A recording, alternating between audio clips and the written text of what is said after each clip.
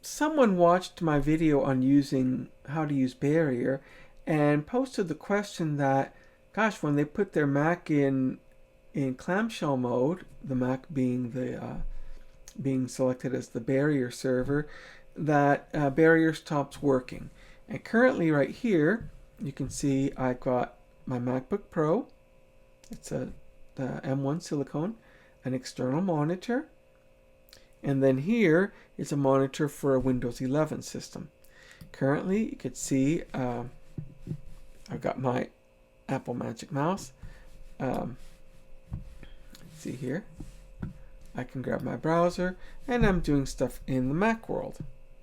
I can move that cursor up and now you see me doing stuff in the Windows world. Very nice. Of course, if I go into clamshell mode with the MacBook Pro, the Mac goes to sleep and Barrier is cut off. Okay.